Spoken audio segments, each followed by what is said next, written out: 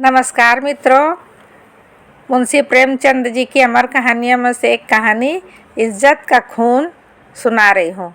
इज्जत का खून। मैंने कहानियों और इतिहासों में तकदीर की उलटफेर की अजीबोगरीब दास्तानें पढ़ी है। शाह को भिखमंगा और भिखमंगे को शाह बनते देखा है। तकदीर एक छिपा हुआ भेद है। गालियों में टुकड़े चुनती हुई औरतें सोने के सिंहासन पर बैठ गई। वह इस ऐश्वर्य के मतवाले जिनके इशारे पर तकदीर भी सिर झुकाती है, आन की शान में चील कौवों का शिकार बन गए हैं। पर मेरे सर पर जो कुछ बीती उसकी नज़ीर कहीं नहीं मिलती। आह, उन घटनाओं को याद करती हूँ तो रोंगटे खड़े हो जाते हैं और हैरत होती है कि अब तक मैं क्यों और क्यों कर जिंदा हूँ।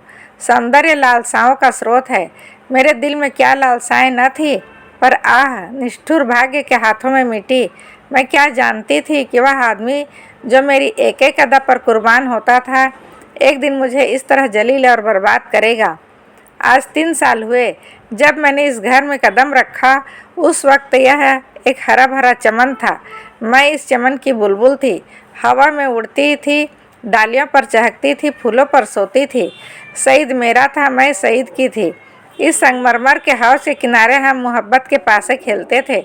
तुम मेरी जान हो, मैं उनसे कहती थी, तुम मेरे दिलदार हो। हमारी जायदाद लंबी चौड़ी थी। जमाने की कोई फिक्र, जिंदगी का कोई गम न था। हमारे लिए जिंदगी सशरीर आनंद, एक अनंत चाह और बहार का तिलस्म थी, जिसमें मुरादें खिलती थी और खुशियाँ हंसती थी। जमाना हमारी इच्छाओं पर चलने वाला था, आसमान हमारी भलाई चाहता था और तकदीर हमारी साथी थी। एक दिन सईद ने आकर कहा, मेरी जान, मैं तुमसे एक विनती करने आया हूँ। देखना, इन मुस्कुराते हुए होठों पर इनकार का हर्फ न आए। मैं चाहता हूँ कि अपनी सारी मिल्कियत, सारी जायदाद तुम्हारे नाम चढ़वा दूँ। मेरे लिए तुम्हारी मोहब्बत काफ़ी है। यही मेरे लिए सबसे बड़ी नेमत है। मैं अपनी हकीकत को मिटा देना चाहता हूँ कि तुम्हारे दरवाजे का फ़कीर बन करके रहूँ। तुम मेरी नूरजहाँ बन जाओ। मैं तुम्हारा सलीम बनूंगा और तुम्हारी मूंगे जैसी हथेली के प्यालों पर उम्र बसर करूंगा। मेरी आंखें भर आई। खुशियाँ चोटी पर पहुंचकर आंसू की बूंद बन गई। पर अभी पूरा साल भी न गुजरा था कि मुझे सईद के मिजाज में कुछ तब्दीली नज़र आने लगी। हमारे दरमियान कोई लड़ाई झगड़ा या बदमजगी न हुई थी, मगर अब वह सईद न था जिससे एक लम्हे के लिए भी मेरी जुदाई दूभर थी। अब वह रात की रात गायब रहता था। उसकी आंखों में प्रेम की वह उमंग न थी, न अंदाजों में वह प्यास, न मिजाज में वह गर्मी। कुछ दिनों तक इस रूखेपन ने मुझे खूब रुलाया। मोहब्बत के मज़े याद आकर तड़पा देते। मैंने पढ़ा था कि प्रेम अमर होता है। क्या यह स्रोत इतनी जल्दी सूख गया? आहा, नहीं, वह अब किसी दूसरे चमन को शादाब करता था। आखिर मैं भी सईद से आंखें चुराने लगी। बेदिली से नहीं, सिर्फ इसलिए कि अब मुझे उससे आंखें मिलाने की ताव न थी। उसे देखते ही मोहब्बत के हजारों करिश्मे नज़रों के सामने आ जाते और आंखें भर आती। मेरा दिल अब भी उसकी तरफ खींचता था। कभी कभी बेअख्तियार जी चाहता कि उसके पैरों पर गिरूं और कहूं, मेरे दिलदार, यह बेरहमी क्यों? क्या तुमने मुझसे मुंह फेर लिया है? मुझसे क्या खता हुई?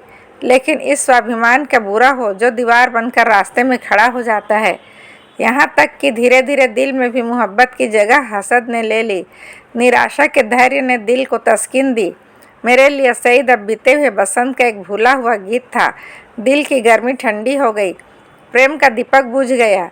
यही नहीं, उसकी इज्जत भी मेरे दिल से रुखसत हो गई।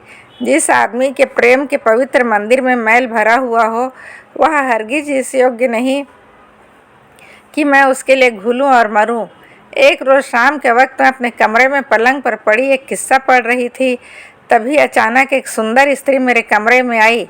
ऐसा मालूम हुआ जैसे कमरा जगमगा उठा। रूप की ज्योति ने दरो दीवार को रोशन कर दिया। गोया अभी सफ़ेदी हुई है। उसकी अलंकृत शोभा, उसका खिला हुआ फूल जैसा लुभावना चेहरा, उसकी नशीली मिठास, किसी तारीफ़ करूं मुझ पर एक रौब सा छा गया। मेरा रूप का घमंड धूल में मिल गया। मैं आश्चर्य में थी कि यह कौन रमणी है और क्यों कर आई है। बेख्तियार उठी उससे मिलूं और पूछूं कि सईद भी मुस्कुराता हुआ कमरे में आया। मैं समझ गई कि यह रमणी उसकी प्रेमिका है। मेरा गर्व जाग उठा। मैं उठी जरूर, पर शान से गर्दन उठाए हुए। आंखों में हुस्न के रौब की जगह घृणा का भाव आ बैठा। मेरी आंखों में अब वह रमणी रूप की देवी नहीं, डसने वाली नागिन थी। मैं फिर चारपाई पर बैठ गई और किताब खोलकर सामने रख ली। वह रमणी एक क्षण तक खड़ी मेरी तस्वीरों को देखती रही, तब कमरे से निकली। चलते वक्त उसने एक बार मेरी तरफ देखा। उसकी आंखों से अंगारे निकल रहे थे, जिनकी किरणों में हिंसा प्रतिशोध की लाली झलक रही थी। मेरे दिल में सवाल पैदा हुआ, सईद इसे यहाँ क्यों लाया? क्या मेरा घमंड तोड़ने के लिए? जायदाद पर मेरा नाम था, पर वह केवल एक भ्रम था। उस पर अधिकार पूरी तरह सईद का था। नौकर भी उसी को अपना मालिक समझते थे। वह अक्सर मेरे साथ ढिठाई से पेश आते। मैं सब्र के साथ जिंदगी के दिन काट रही थी, पर जब दिल में उमंगें न रही तो पीड़ा क्यों होती? सावन का महीना था, काली घटा छाई हुई थी और रिमझिम बूंदें पड़ रही थी। बगीचे पर हसद का अंधेरा और सिहास दरख्तों पर जुगनुओं की चमक ऐसी मालूम होती थी जैसे कि उनके मुंह से चिंगारियां जैसी आहें निकल रही हो। मैं देर तक हसद का तमाशा देखती रही। कीड़े एक साथ चमकते और एक साथ बुझ जाते, गोया रोशनी की बाढ़ें छूट रही हो। मुझे भी झूला झूलने और गाने का शौक हुआ। मौसम की हालतें हसन के मारे हुए दिलों पर भरी अपना जादू कर जाती है। बगीचे में एक गोल बंगला था। मैं उसमें आई और बरामदे की एक कड़ी में झूला डलवा कर झूलने लगी। मुझे आज मालूम हुआ कि निराशा में भी एक आध्यात्मिक आनंद होता है, जिसका हाल उसको नहीं मालूम, जिसकी अच्छाई पूर्ण है। मैं चाव से मल्हार गाने लगी। सावन विरह और शोक का महीना है। गीत में एक वियोगी हृदय की गाथा की कथा ऐसे दर्द भरे शब्दों में बयान की गई थी कि बरबस आंखों से आंसू टपकने लगे। इतने में बाहर से एक लाल टेंट की रोशनी नजर आई। सईद दोनों चले आ रहे थे। हसीना ने मेरे पास आकर कहा, आज यहाँ नाच रंग की महफिल सजेगी और शराब के दौर चलेंगे। मैंने घृणा से कहा, मुबारक हो हसीना, 12 मासे और मल्हार की ताने उड़ेगी, साजिंदे आ रहे हैं। मैं शौक से, हसीना, तुम्हारा सीना हसद से चाक हो जाएगा। सईद ने मुझसे कहा, जुबैदा तुम अपने कमरे में चली जाओ, इस वक्त आपे में नहीं हो। हसीना ने मेरी तरफ लाल लाल आंखों निकाल कर कहा, मैं तुम्हें अपने पैरों की धूल के बराबर भी नहीं समझती। मुझे फिर जब्त न रहा, अकड़ कर बोली, और मैं क्या समझती हूँ? एक कुतिया दूसरों की उगली हुई हड्डियों चिचोड़ती फिरती है। अब सईद के भी तेवर बदले। मेरी तरफ भयानक आंखों से देखकर बोले, जुबैदा तुम्हारे सर पर शैतान तो नहीं सवार है? सईद कह जुमला तो मेरे जिगर में चुभ गया। तड़प उठी। जिन होठों से हमेशा मोहब्बत और प्यार की बातें सुनी हो, उन्हीं से जहर निकले और बिल्कुल बेकसूर। क्या मैं ऐसी नाचीज और हकीर हो गई हूँ कि एक बाजारी औरत भी मुझे छोड़कर गालियाँ दे सकती है और मेरा जबान खुलना मना? मेरे दिल में साल भर से जो बुखार हो रहा था वह उछल पड़ा। मैं झूले से उतर पड़ी और सईद की तरफ शिकायत भरी निगाहों से देखकर बोली, शैतान मेरे सिर पर सवार हो या तुम्हारे सर पर, इसका फैसला तुम खुद कर सकते हो। सईद, मैं तुमको अब तक एक शरीफ और गैरत वाला समझती थी। तुम खुद कर सकते हो। बेवफाई, इसका मलाला मुझे ज़रूर था, मगर मैंने सपनों में भी यह न सोचा था तुम गैरत से इतने खाली हो कि हया फरोश औरत के पीछे मुझे इस तरह जलील करोगे। इसका बदला तुम्हें खुदा से मिलेगा। हसीना ने तेज होकर कहा, तू मुझे हया फरोश कहती है? मैं बेशक कहती हूँ। सईद, और मैं बेगैरत हूँ? मैं बेशक बेगैरत ही नहीं, सोबदेबाज, मक्कार, पापी, सब कुछ। यह अल्फाज बहुत घिनौने हैं, लेकिन मेरे गुस्से के इजहार के लिए काफ़ी नहीं। मैं यह बातें कह रही थी कि यकायक सईद के लंबे तगड़े हट्टे कट्टे नौकर ने मेरी दोनों बाहें पकड़ ली और पलक मारते भर में हसीना ने झूले की रस्सियां उतार कर मुझे बरामदे के एक लोहे के खंभे से बांध दिया। इस वक्त मेरे दिल में क्या ख्याल आ रहे थे यह याद नहीं, पर मेरी आंखों के सामने अंधेरा छा गया था। ऐसा मालूम होता था कि यह तीनों इंसान नहीं यमदूत हैं। गुस्से की जगह दिल में डर समा गया था। इस वक्त अगर कोई रबी ताकत मेरे बंधन को काट देती, मेरे हाथों में आबदार खंजर दे देती, तो भी तो ज़मीन पर बैठकर अपनी जिल्लत और बेकसी पर आंसू बहाने के सिवा और कुछ न कर सकती। मुझे ख्याल आता था कि शायद खुदा की तरफ से मुझ पर यह कहर नाजिल हुआ है। शायद मेरी बेनमाजी और बेदीनी की यह सज़ा मिल रही है। मैं अपनी पिछली ज़िंदगी पर निगाह डाल रही थी कि मुझसे कौन सी गलती हुई जिसकी यह सज़ा है। मुझे इस हालत में छोड़कर तीनों सूरतें कमरे में चली गईं। मैंने समझा मेरी सज़ा खत्म हुई, लेकिन क्या यह सब मुझे यूं ही बंधा रखेंगे? लौंडिया मुझे इस हालत में देख ले तो क्या कहें? नहीं, अब मैं इस घर में रहने के काबिल ही नहीं।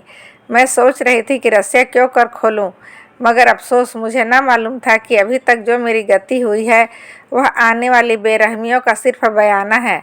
मैं अब तक न जानती थी कि यह छोटा आदमी कितना बेरहम, कितना कातिल है। मैं अपने दिल से बहस कर रही थी, अपनी इस जल्लत मुझ पर कहाँ तक है। अगर मैं हसीना की उन दिल जलाने वाली बातों का जवाब न देती तो क्या यह नौबत न आती और ज़रूर आती। वहाँ काली नागिन मुझे डसने का इरादा करके चली थी, इसलिए उसने ऐसे दिल दुखाने वाले लहजे में ही बात शुरू की थी। मैं गुस्से में आकर उसको लान तान करूं और उसे मुझे जलील करने का बहाना मिल जाए। पानी जोर से बरसने लगा। बौछारों से मेरा सारा शरीर तर हो गया था। सामने गहरा अंधेरा था। मैं कान लगाए सुन रही थी कि अंदर क्या मिसकॉट हो रही है, मगर मेह की सनसनाहट के कारण आवाज़ें साफ न सुनाई देती थी। इतने लालटेन फिर से बरामदे में आई। तीनों डरावनी सूरतें फिर सामने आकर खड़ी हो गई। अब कि उस खून परी के हाथों में एक पतली सी कमची थी। उसके तेवर देखकर मेरा खून सर्द हो गया। उसकी आंखों में खून पीने वाला वहशत, एक कातिल पागलपन दिखाई दे रहा था। मेरी तरफ शरारत भरी नज़रों से देखकर बोली, बेगम साहबा, मैं तुम्हारी बदजबानियों को ऐसा सबक देना चाहती हूँ जो तुम्हें सारी उम्र याद रहे। और मेरे गुरु ने बतलाया है कि कमची से ज़्यादा देर तक ठहरने वाला और कोई सबक नहीं होता। यह कहकर उस जालिम ने मेरी पीठ पर एक कमची जोर से मारी। मैं तिलमिला गई। मालूम हुआ किसी ने पीठ पर आग की चिंगारी रख दी। मुझसे जब्त न हो सका। माँ बाप ने कभी फूल की छड़ी से भी न मारा हो। जोर से चीखे मार मार कर रोने लगी। स्वाभिमान, लज्जा सब लुप्त हो गई। कमची की डरावनी और रोशन असलियत के सामने और भावनाएं गायब हो गई। उन हिंदू देवियों के दिल शायद लोहे के होते होंगे जो अपनी आग पर आग में कूद पड़ती थी। मेरे दिल पर तो इस वक्त यही ख्याल छाया हुआ था कि इस मुसीबत से क्यों कर छुटकारा पाऊँ। सईद तस्वीर की तरह खामोश खड़ा था। मैं उसकी तरफ फरियाद की आंखों से देखकर बड़े विनती के स्वर में बोली, सईद, खुदा के लिए मुझे इस जालिम से बचाओ। मैं तुम्हारे पैरों पड़ती हूँ। तुम मुझे जहर दे दो, खंजर से गर्दन काट लो, लेकिन यह मुसीबत सहने की मुझ में ताब नहीं। उन दिलजोइयों को याद करो, मेरी मोहब्बत को याद करो। उसके सदके उस वक्त मुझे इस अजाब से बचाओ। खुदा तुम्हें इसका इनाम देगा। सईद इन बातों से कुछ पिघला। हसीना की तरह डरी हुई आंखों से देखकर बोला, जरीना, मेरे कहने से अब जाने दो। मेरी खातिर से इस पर रहम करो। जरीना तेवर बदल कर बोली, तुम्हारी खातिर से सब कुछ कर सकती हूँ, गालियाँ नहीं बर्दाश्त कर सकती। सईद, क्या अभी तुम्हारे ख्याल में गालियाँ की काफ़ी सज़ा नहीं हुई? जरीना, तब तो आपने मेरी इज्जत की खूब कद्र की। मैंने रानियों से चिलमचियाँ उठवाई है। यह बेगम साहिबा है किस ख्याल में? मैं इसे अगर कुछ छुरी से काटूँ तब भी इसकी बदजबानियों की काफ़ी सज़ा न होगी। सईद, मुझसे अब यह जुल्म नहीं देखा जाता। जरीना, आंखें बंद कर लो। सईद, जरीना, गुस्सा न दिलाओ, मैं कहता हूँ अब इन्हें माफ़ करो। जरीना ने सईद को ऐसी ही हकारत भरी आंखों से देखा गोया वह उसका गुलाम है। खुदा जाने उस पर क्या मंतर मार दिया था कि उसमें खानदानी गैरत और बड़ाई और इंसानियत का जरा भी एहसास बाकी न रहा।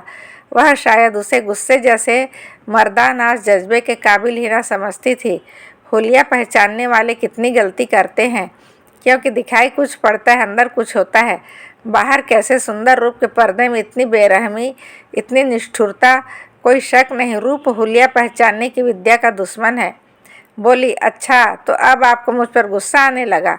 क्यों न हो, आखिर निकाह तो आपने बेगम ही से किया है। मैं तो हया फरोश कुतिया ही ठहरी। सईद, तुम ताने देती हो, मुझसे यह खून नहीं देखा जाता। जरीना, तो यह कमची हाथ में लो और इसे गिनकर सब लगाओ, गुस्सा उतर जाएगा, इसका यही इलाज। जरीना, फिर वही मजाक। जरीना, नहीं, मैं मजाक नहीं करती। सईद ने कमची लेने को हाथ बढ़ाया, मगर मालूम नहीं जरीना को क्या सुबह पैदा हुआ। उसने शायद समझा वह कमची को तोड़कर फेंक देंगे। कमची हटा ली और बोली, अच्छा, मुझसे यह दगा तो लो, अब मैं ही हाथों की सफाई दिखाती हूँ। यह कहकर उस बेदर्द ने मुझे बेतहासा कमचियाँ मारना शुरू की। मैं दर्द से ऐंठ ऐंठ कर चीख रही थी। उसके पैरों पड़ती थी, मिन्नतें करती थी, अपने किए पर शर्मिंदा थी, दुआएं देती थी, पीर और पैगंबर का वास्ता देती थी, पर उस कातिल को जरा भी रहम न आता था। सईद काठ के पुतले की तरह दर्दो सितम का यह नज़ारा आंखों से देख रहा था। उसको जोश न आता था। शायद मेरे बड़े से बड़े दुश्मन भी मेरे रोने धोने पर तरस खाता। मेरी पीठ छिलकर लहूलुहान हो गई, जख्म पड़ते थे, हर एक चोट आग के शोले की तरह बदन पर लगती थी। मालूम नहीं उसने मुझे कितने दर्रे लगाए, यहाँ तक कि कमची को मुझ पर रहम आ गया। वह फटकर टूट गई। लकड़ी का कलेजा फट गया, मगर इंसान का दिल न पिघला। मुझे इस तरह जलील और तबाह करके तीनों खबीस रूहें वहाँ से रुखसत हो गई। सईद के नौकर ने चलते वक्त मेरी रस्सियाँ खोल दी। मैं कहाँ जाती, उस घर में क्यों कर कदम रखती। मेरा सारा जिस्म नासूर हो रहा था, लेकिन दिल फफोले उससे कहीं ज़्यादा जानलेवा थे। सारा दिल फफोलों से भर उठा था। अच्छी भावनाओं के लिए भी जगह बाकी ना रही थी।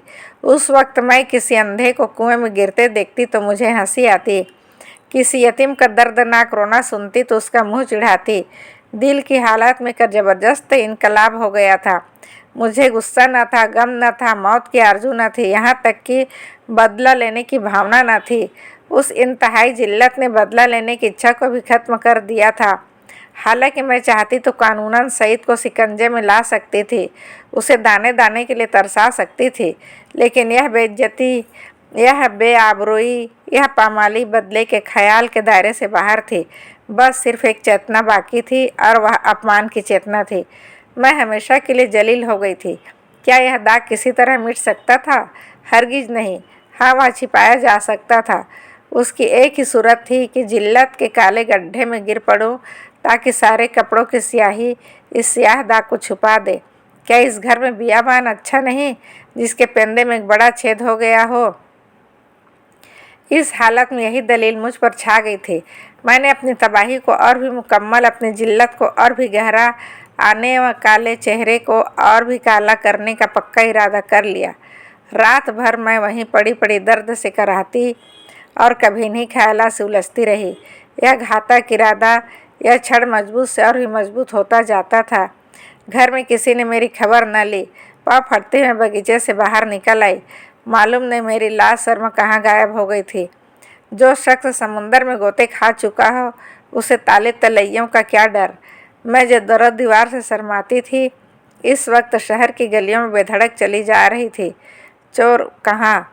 वहीं जहाँ जिल्लत की कद्र है, जहाँ किसी पर कोई हंसने वाला नहीं, जहाँ बदनामी का बाजार सजा हुआ है, जहाँ हया बिकती है और शर्म लूटती है। इसके तीसरे दिन रूप की मंडी के एक अच्छे हिस्से में एक ऊंचे कोठे पर बैठी हुई मैं उस मंडी की सैर कर रही थी। शाम का वक्त था। नीचे सड़क पर आदमियों की ऐसी भीड़ थी कि कंधे से कंधा छिलता था। आज सावन का मेला था। लोग साफ सुथरे कपड़े पहनकर कतार की कतार दरिया की तरफ जा रहे थे। हमारे बाजार की बेशकीमती जिन्स भी आज नदी के किनारे सजी हुई थी। कहीं हसीनों के झूले थे, कहीं सावन की मीत, लेकिन मुझे इस बाजार की सैर दरिया के किनारे से ज़्यादा पुरलुत्फ मालूम होती थी। ऐसा मालूम होता है कि शहर की और सब सड़कें बंद हो गई हैं, सिर्फ यही तंग गली खुली हुई है और सबकी निगाहें कोठों की तरफ लगी थी। गोया वह ज़मीन पर नहीं चल रहे, हवा में उड़ना चाहते हैं। हाँ, पढ़े लिखे लोगों को मैंने इतना बेधड़क नहीं पाया। वह भी घूरते थे, मगर कनखियों से। अधेड़ उम्र के लोग सबसे ज़्यादा बेधड़क मालूम होते थे। शायद उनकी मनसा जवानी के जोश को जाहिर करना था। बाजार क्या था? एक लंबा चौड़ा थिएटर था। लोग हंसी दिल लगी करते थे, लुत्फ उठाने के लिए नहीं, हसीनों को सुनाने के लिए। मुंह दूसरी तरफ था, निगाह किसी दूसरी तरफ। बस भांडों और नक्कालों की मजलिस थी। यकाएक सईद की फिट्टर नजर आई। मैं रऊस पर कई बार सैर कर चुकी थी। सईद अच्छे कपड़े पहने अकड़ा हुआ बैठा था। ऐसा सजीला बांका जवान सारे शहर में न था। चेहरे मोहरे से मर्दानापन बरसता था। उसकी आंख एक बारे मेरे कोठे की तरफ उठी और नीचे झुक गई। उसके चेहरे पर मुर्दनी सी छा गई, जैसे किसी जहरीले सांप ने काट खाया हो। उसने कोचवान से कुछ कहा। दम के दम में फिटन हवा हो गई। उस वक्त उसे देखकर मुझे जो द्वेषपूर्ण प्रसन्नता हुई, उसके सामने उस जानलेवा दर्द की कोई हकीकत न थी। मैंने जलील होकर उसे जलील कर दिया। यह कटार कमचियों से कहीं ज़्यादा तेज थी। उसकी हिम्मत न थी कि अब मुझसे आंख मिला सके। नहीं, मैंने उसे हरा दिया, उसे उम्र भर के लिए कैद में डाल दिया। इस काल कोठरी से अब उसका निकलना गैर मुमकिन था, क्योंकि उसे अपने खानदान के बड़प्पन का घमंड था। दूसरे दिन भोर में खबर मिली कि किसी कातिल ने मिर्जा सईद का काम तमाम कर दिया। उसकी लाश उसके बगीचे के गोल कमरे में मिली। सीने में गोली लग गई थी। 9 बजे दूसरी खबर सुनाई दी। जरीना को भी किसी ने रात के वक्त कत्ल कर डाला था। उसका सर तन से जुदा कर दिया गया था। बाद में जांच पड़ताल से मालूम हुआ कि यह दोनों वारदातें सईद के ही हाथों हुई। उसने पहले जरीना को उसके मकान पर कत्ल किया और तब अपने घर आकर अपने सीने में गोली मारी। इस मर्दाना गैरतमंदी ने सईद की मोहब्बत मेरे दिल में ताज़ा कर दी। शाम के वक्त मैं अपने मकान पर पहुंच गई। अभी मुझे यहाँ से गए हुए सिर्फ 4 दिन गुजरे थे, मगर ऐसा मालूम होता था कि वर्षों बाद आई हूँ। दरो दीवार पर हसरत छाई हुई थी।